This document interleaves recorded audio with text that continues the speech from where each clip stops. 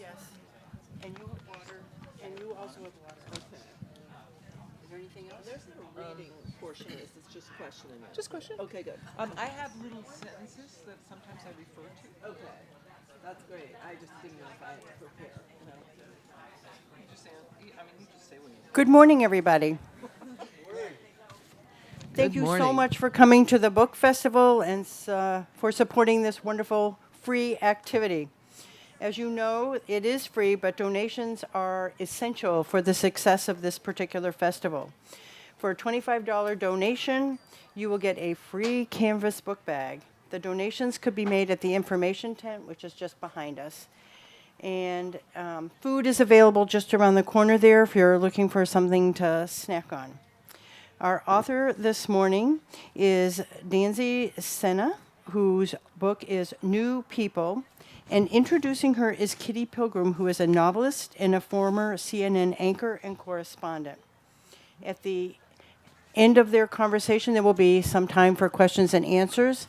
And following the program, she will then go over to the book signing table, and you would be able to speak with her there if you needed to have a conversation of more than whatever this is. And books are available. We strongly urge you to purchase books of the authors because that's how we support the authors who are kind enough to come to the book festival. Thank you. Well, I am just delighted to meet Danzy Senna, and I was just didn't know what to expect when I started to read this book because it's really about race, and race is something that we've all been basically dealing with, discussing, and it's been very much in the headlines. And I know I covered it many, many times when I was in the news, and yet there's sometimes a subject that you think you know, and someone writes about it, and your perceptions just shift completely. And this is what this book did to me, and I was so surprised because I didn't think about race in the way that she deals with race. It's it's a book that also, for such a subject that's so fraught with tension, and God knows we've seen tension in many American cities over race, and we've seen such deeply charged news articles about race, that to actually be howling out loud with laughter about this very sensitive subject was such a surprise. I have to confess, I read this book in one sitting. I could not put it down. And I know everyone says that, and at book festivals, that's what everyone says, but I really mean it. I read it cover to cover. I could not take my eyes away from the narrative and also the perceptions that she was bringing to me that were so new.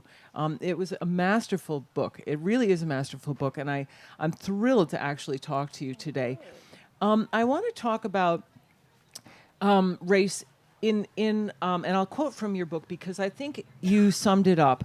So there's a character named the poet. He doesn't even ever have a name. Were you ever tempted to give him a name? No, it felt like the right thing it's told from the perspective of this woman, Maria, who's obsessed with this guy, who in the first scene, she sees him reading poetry, and he kind of remains a kind of icon in her mind. So given that it's so close to her, I left him the entire book, The Poet. I thought that was terrific. I was reminded of like Pilgrim's Progress, or where there was just it's a noun. It's not like a name, and it creates this image that's so mystical. It's really great. I really love the way you did that, and I never would have occurred to me. Everybody has to have a Tom, Dick, and Harry in my books, but like this was really amazing. The poet is basically he's black. He's effortlessly black, right? He is black. He doesn't have to try to be black. But Maria is half white, half black, or I don't actually know, because you leave it a little. She knows. I don't think she knows. Right? It's nebulous. But she was adopted as an infant by a black woman who was a single woman who was a Harvard PhD student and wanted to, and was a feminist and sort of very race savvy black woman, wanted to adopt a black girl and raise a black daughter. And so she went through the process and adopted this infant, and the infant just stayed looking white to her great disappointment. And she kept waiting for her hair to curl and her skin, because babies often look sort of paler and straighter haired and then change. And the baby never changed. And the baby, she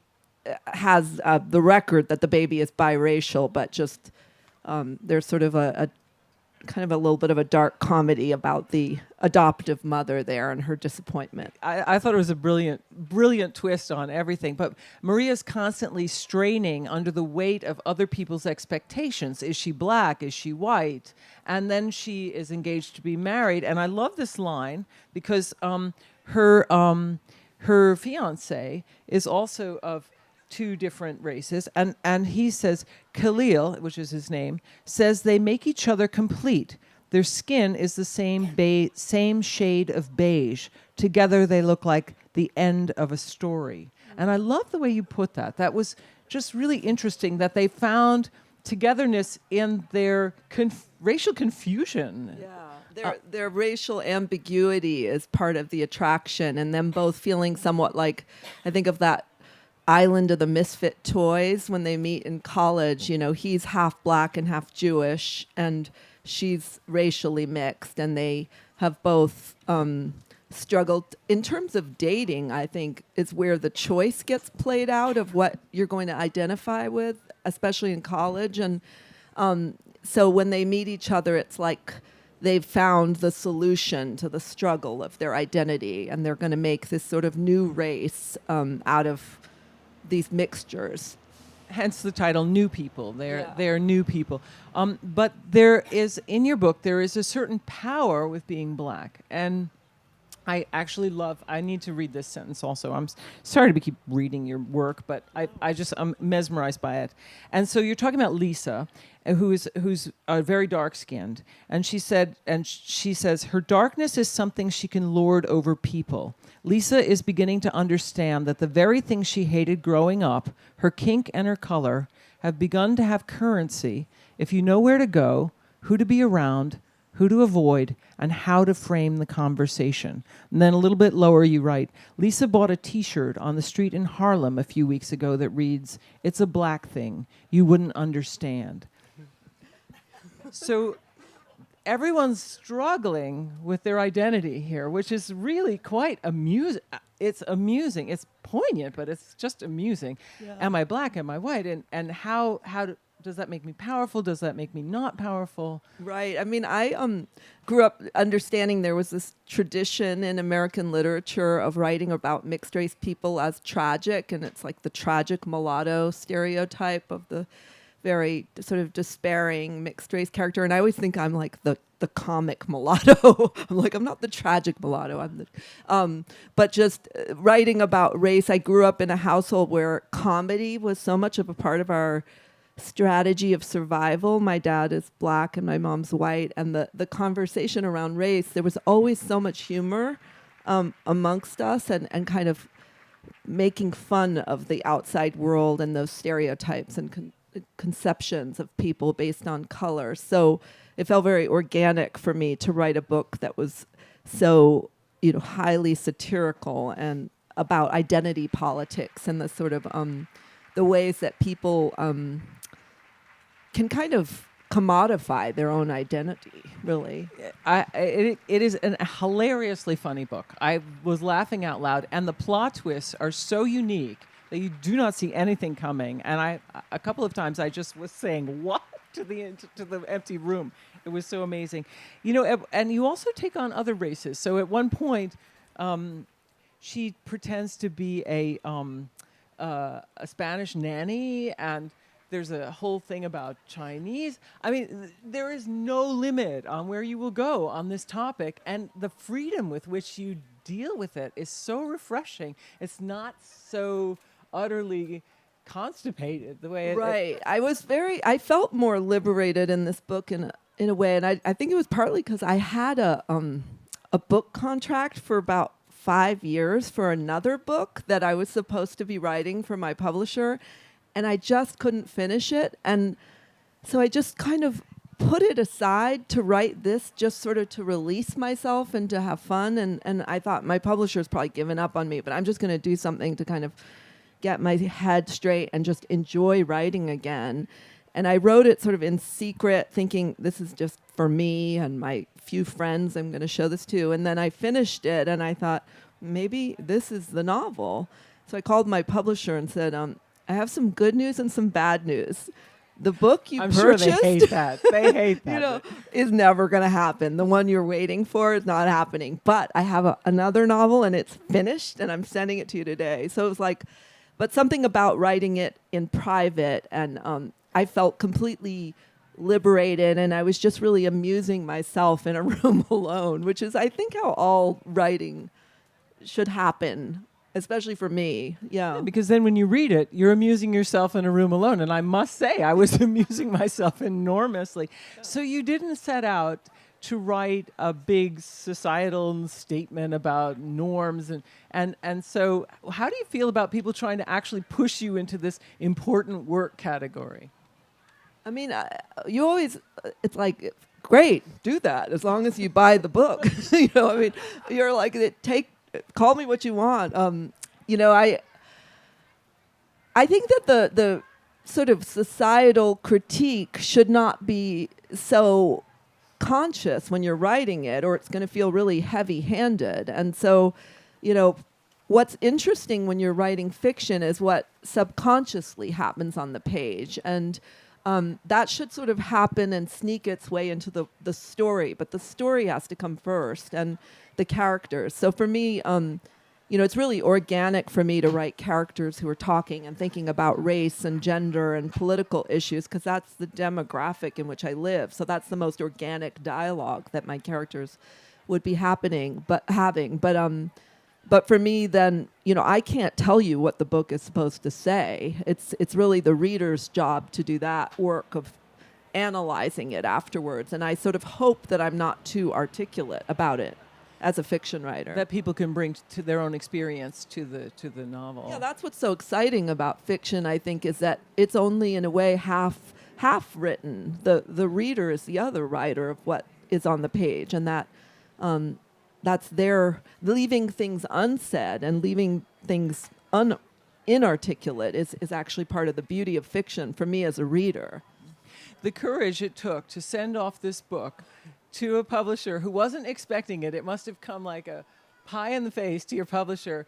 But then were you nervous in that interval? And what was their reaction when they called you? I'm just fascinated by that. I had shared the novel with a small group of really great writer friends, and they were really excited about it. So I didn't feel completely insane when I sent it to her. I thought there's something here that, but she was like, okay, I'll take a look at it. But she had been, waiting and waiting on this other big novel that I have hundreds of pages of. And so I just gave her this novel, and it's just within a few weeks, she was like, we love it. This is, we wanted a great book, and we got a book we love. So we're happy.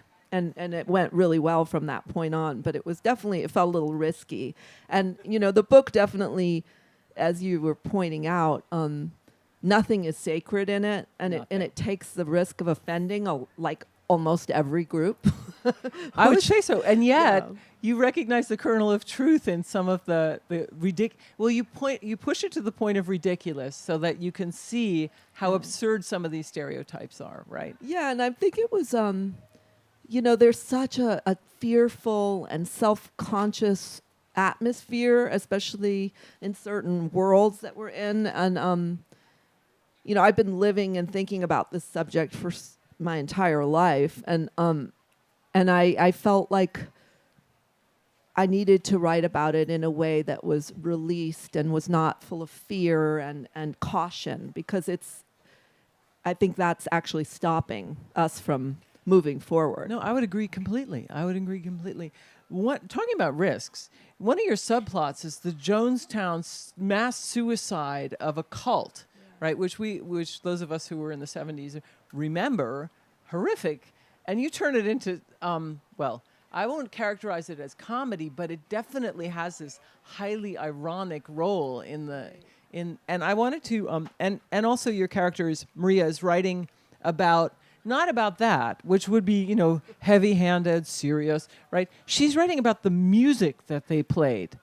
So, I mean, Well, that's what academics do, right? They take a really specific sort of, I mean, the funny part to me was sort of funny. a satire of academia in a way. Like, she's going to write about the Jonestown Massacre, but she's just going to write about this album they produced in 1974, like just the music that they killed me. made. Because they did make an album, and it's kind of an amazing album. But I like the idea of, academics, the plot of land getting smaller and smaller. Down to this minuscule thing. I just want to read. Maria is trying to write about their music, an ethnomusicology of the People's Temple, which is Jonestown. She's trying to uncover the modes of resistance in the hymns, and she's trying to excavate, using their music, the clues not only to why they would commit suicide, but how they survived as long as they did. I mean, the whimsy of that is just hilarious. And I really have to ask you, why were you listening to this album?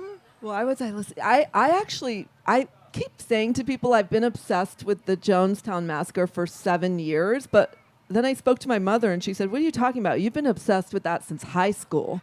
I've been reading about Jonestown my whole life, and I think for people who are writers, there are certain historical events that you kind of can't turn your eyes away from, and you're not even sure why it's so compelling to you, but it's like a compulsion, and you keep going back to some moment in history. And for me, it was that 1978 multiracial utopia gone horribly wrong. And I mean, there's many ways to analyze why I would be interested in that. And my parents divorced around that same year, like an interracial couple, and there was like a personal sort of catastrophe, but clearly not on the scale of Jonestown, because I'm still here. No.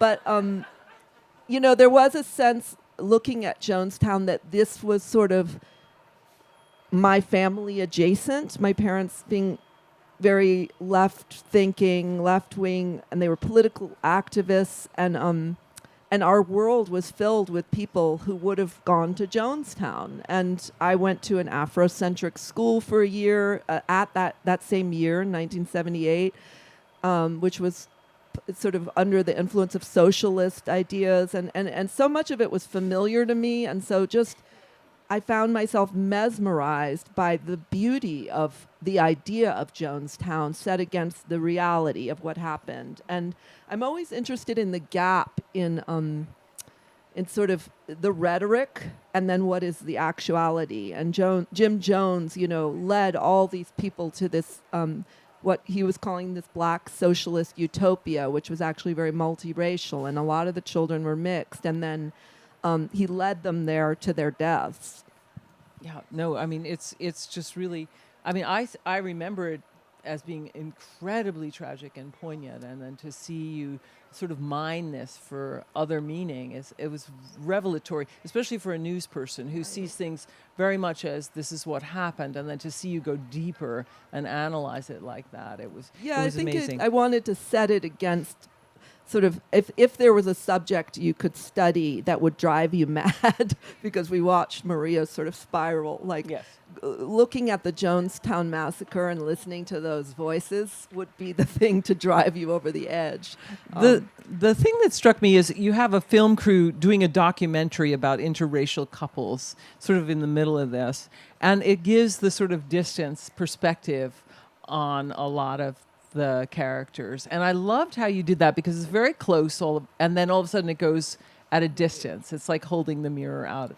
And how did you come up with that? That is a wonderful, I won't even demean it by calling it a plot device. It's a wonderful technique to try to get an overview on a situation. Well, it's written, it's set actually in the 90s. And I remembered there being all these articles saying, like, mixed people, sort of commodifying my group of people as like the solution to the race problem. Like, what if we could all just mix? And aren't they pretty in their Benetton commercial? And it was like this moment that mixedness became very fetishized, and I think in some ways it keeps happening over and over again.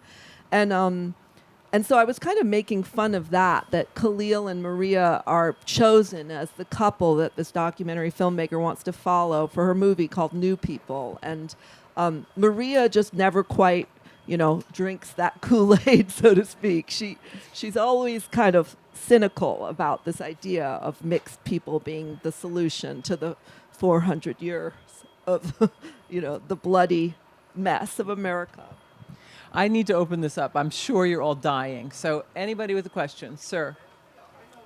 Authors are always pestered with a question, what's next? So I want to ask you that.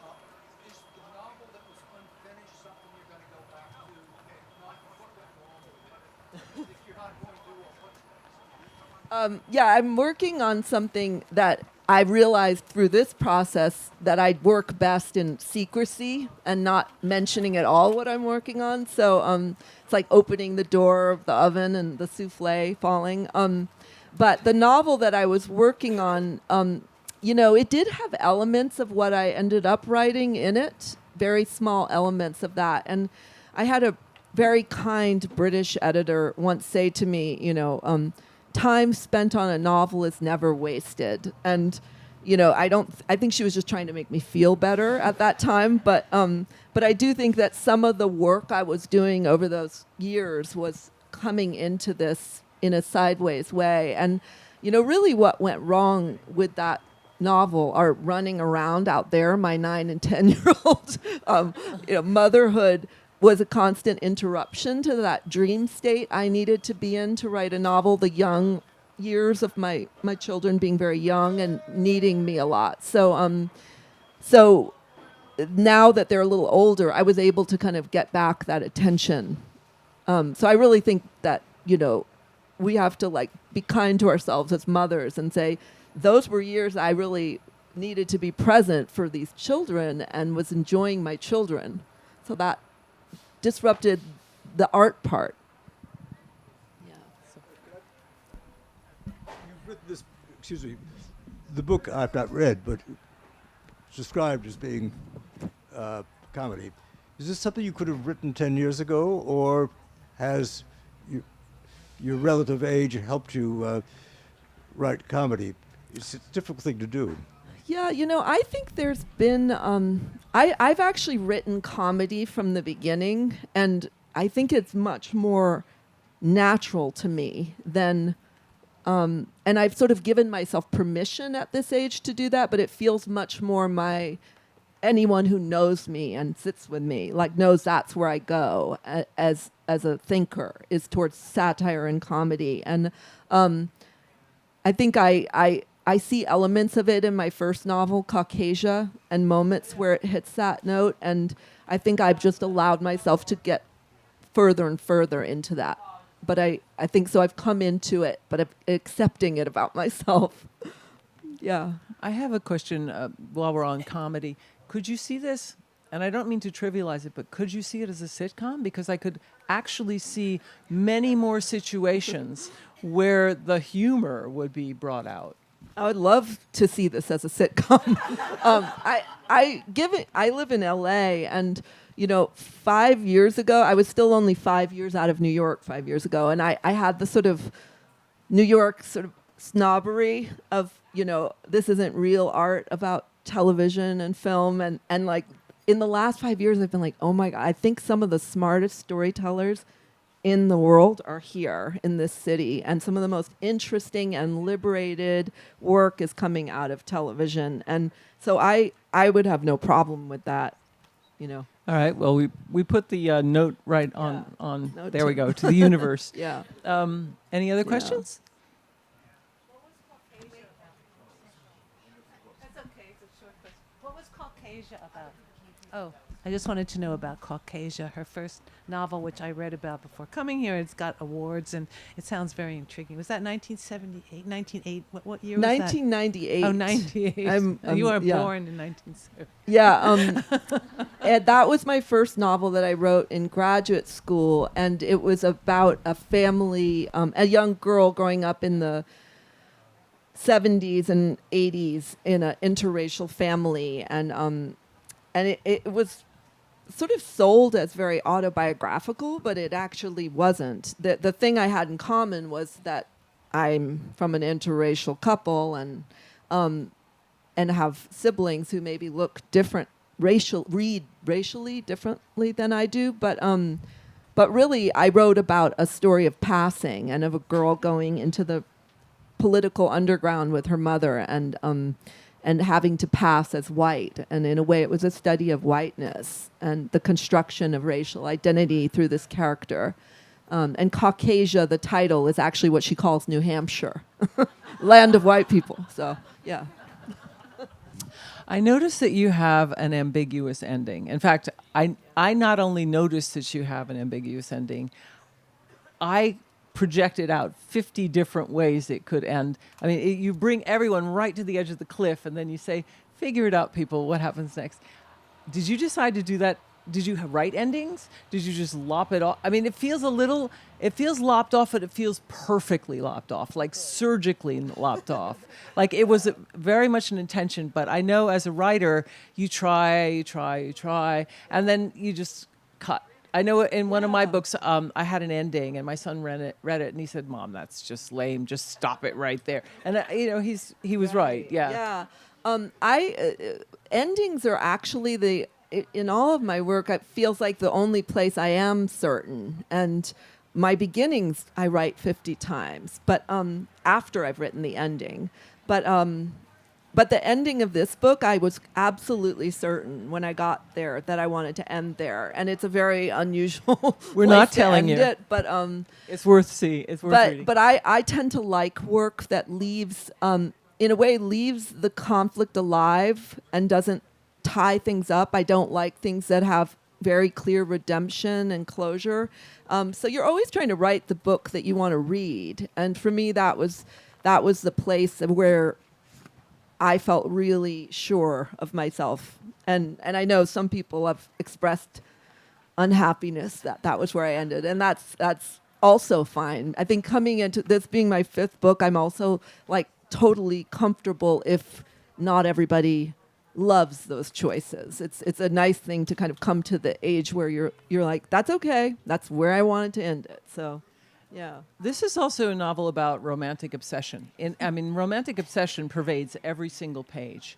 And, we've all, whether we were 4 or whether we were 16 or whether we were 35, have all been in the throes of hopefully not as severe a romantic obsession. Stalking. Yeah.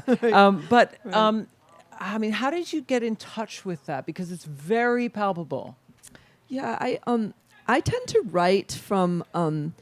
all of my work has a kernel of autobiography, and I look for the story that didn't happen within the story that did. You're going to have to explain that. And what I mean is, I think about a moment that makes me anxious or uncomfortable in myself, that, a place in myself. And usually those things of shame or obsession, those emotional states are really rich for me as a fiction writer. And I start thinking, what if certain stabilizing factors were not there? What might have happened, and where would I have gone with this? And so it starts out in a way from a position of autobiography, and then what's exciting for me is when I start to let it kind of the character do things I wouldn't have done, or things happen to that character that I wouldn't want to have happen to me. So she slowly becomes not me, and that's sort of my process of writing. And so I think a character who is messed up enough to do the things that Maria does is the character I love the most, because she's going to take the story to the place it needs to go. Oh, she took it. You do mention Martha's Vineyard. Let's while we're sitting here, we might as well celebrate that. You mentioned the Beach Plum Inn, and they're going to get married in this idyllic Martha's Vineyard. What was all that coming from? Tell us a little about that. I've been coming here since I was a young child, and part of the appeal of it for my particular family was, of course, the racial mix of the island. And we were in Oak Bluffs most of my childhood, and it's an unusual place in that way, that there's like a large, black summer population and multiracial families here, and so, that's part of the fantasia of Khalil and Maria. They're the perfect. They call themselves, or she refers to them as the king and queen of the racially nebulous prom, and they're gonna come to Martha's Vineyard and have a wedding where, they jump over the broom in the African American tradition, and they step on a glass in the Jewish tradition, and they have a Harlem chef being flown in to make low-fat soul food, and her mother, has reminded her that it's not soul food if it's low-fat, and so there are all those things that I was kind of poking fun at about what this island would represent to this couple. But you also make fun of Brooklyn a little bit, which is that cool to make fun of Brooklyn now? I think finally we can make fun of Brooklyn.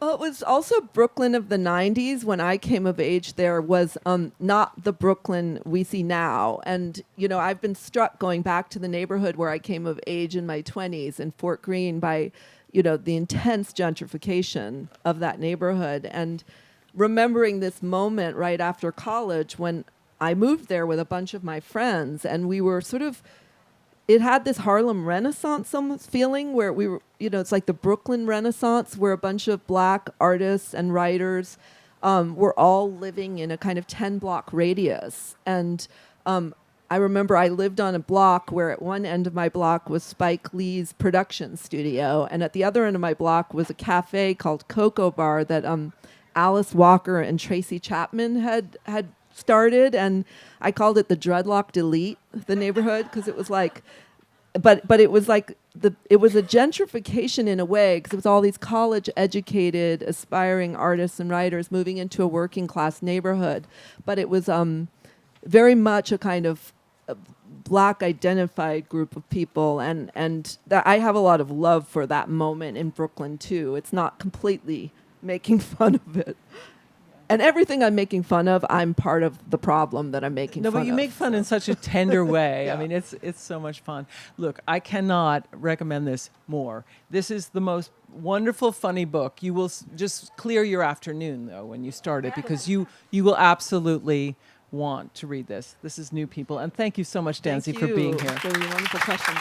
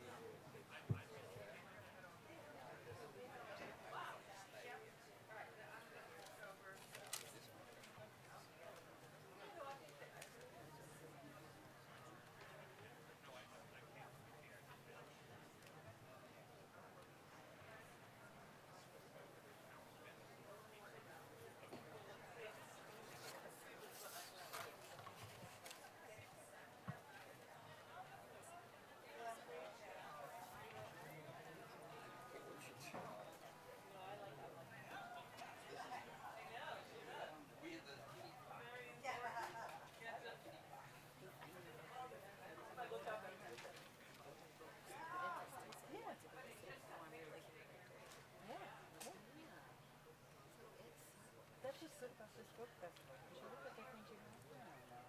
And then I'm staying here for the morning because I'm an introducer. So for me, it's like, that's really interesting. Well, not that book now. It does have a It also makes you feel one way or the other. right. Because I heard one last time, and I thought, oh, never. And then there was another one. I thought, that was really interesting. So, but they really wanted to buy it. I know, and it's because we moved. I threw, we had a 40-year downstairs, and I carried from my basement upstairs out to the driveway, books upon books, because I thought library is. I go to the library. Yeah, oh, and I either do the e-books on my Kindle or on a treadmill, and I do my handheld books to carry to you. And I listen to books. I've never, see, I've never done, I should do that. But I don't want, I go on the treadmill. Well, you could read on the But I read the Kindle, I'm able to read I the Kindle. can't. Yeah, I mean, some people obviously can't do that, yeah. Obviously, you can't really walk on the street. No, but you can, some people can. I only walk on the treadmill. I can't do that. I learned I can. But that's a good idea, I could do that too. I don't know, you see, getting older books sometimes. Sometimes they're faster in the audio. Yeah. And I'm downloading from my library Yeah. for free from the library. Yeah, that's what it is. Which is why I always don't have to. Exactly. Sunday and left yesterday. Joyce and Adam came. Monday. Yeah. Yeah, I have the same issue. They're not electronic, yes. Good. Yeah, so everything's going well.